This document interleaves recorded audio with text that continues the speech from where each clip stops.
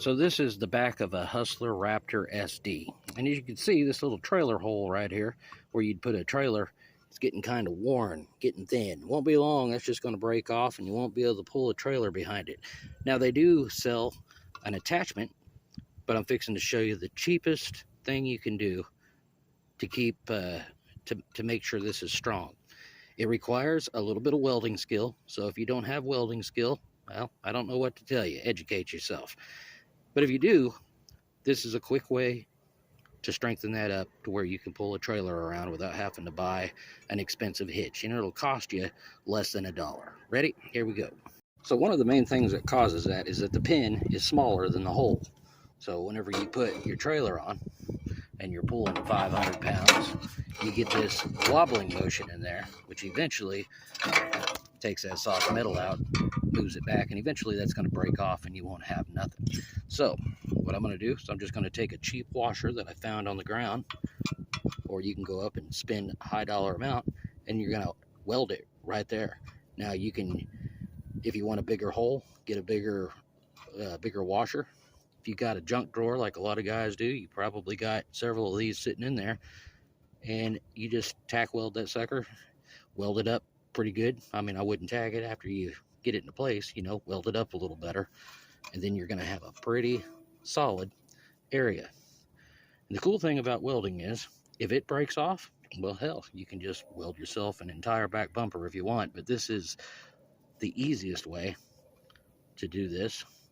And then you would put your trailer on like that and put your pin in, which I'm just using a regular Harbor Freight tent stake. You can cut that off, and then I use a tent stake or something long like that because whenever I want to disconnect the trailer, I can pull it, gravity holds it, and I can disconnect the trailer really easy. And you can see that washer stayed right there.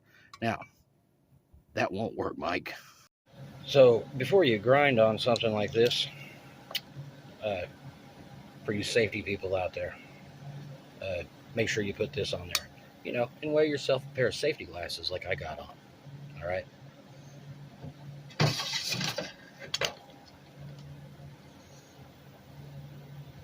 Plug your grinder in.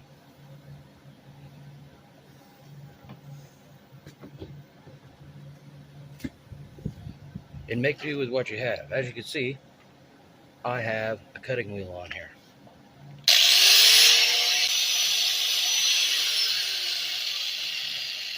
So you see how rusty that side is, right?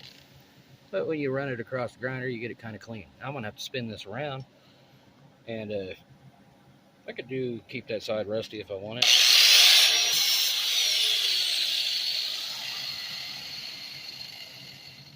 Now remember, after you grind on a piece of metal, it's probably going to be hot, so don't grab it. Don't do stupid shit. Don't listen to stupid people. Listen to the smart ones. Makes me sound ignorant.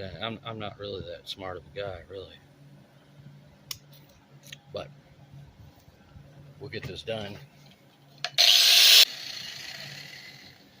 Now, you can get it a lot cleaner if you want, but I didn't. All right, so now let's go on over here.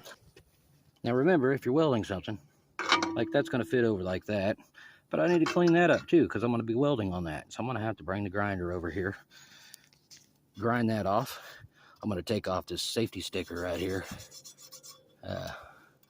which says do not touch the muffler under the other side.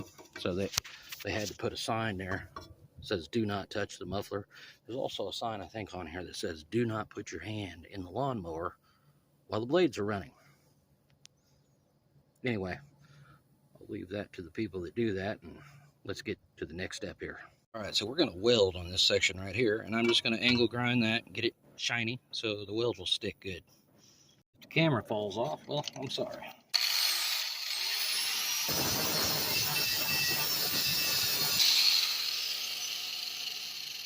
Now we got a shiny surface to weld onto. We're going to take our half-ass clean washer and we're going to weld it right there. I backed off my vice grips a little bit. Probably backed them off way too much. I did. Now I probably got it too tight, but that's the way it goes. And see, yep, that's way too tight. Back it off about a quarter turn or so. Well, what we're doing is we're getting that in there and then clamp her down. All right, and then just do yourself a little bead across the top.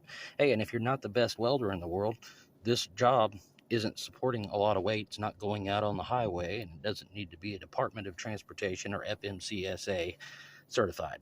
All right, you're just doing it to pull some damn dirt around the house. So you're gonna tack weld or weld this thing up and go from there.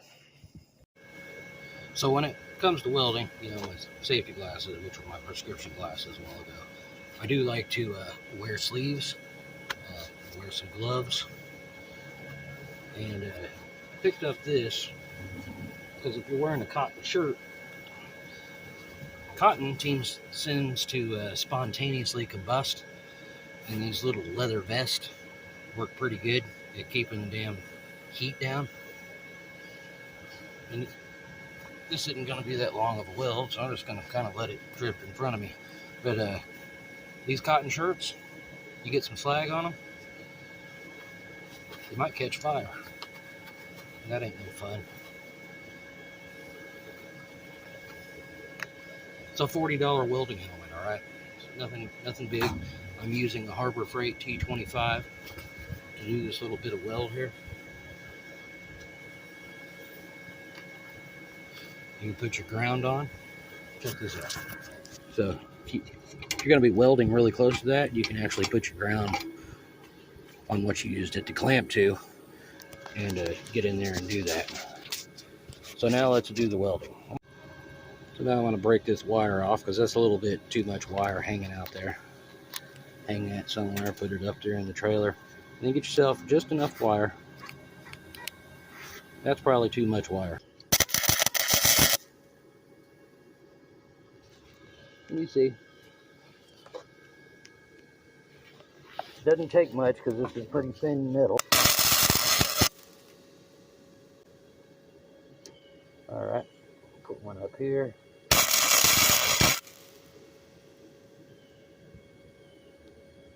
And shit, I burned through that pretty quick, so I'm gonna have to travel pretty quick here.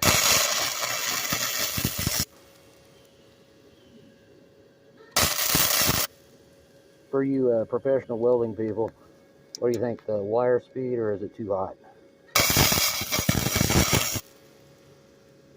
My travel is way too fast. Probably not ready to pop the breaker in the house. All right. That didn't take that much. And you know, you probably noticed that I wasn't wearing a damn glove, and I felt that too. So don't do that. But now we've got that on there. Pop this off.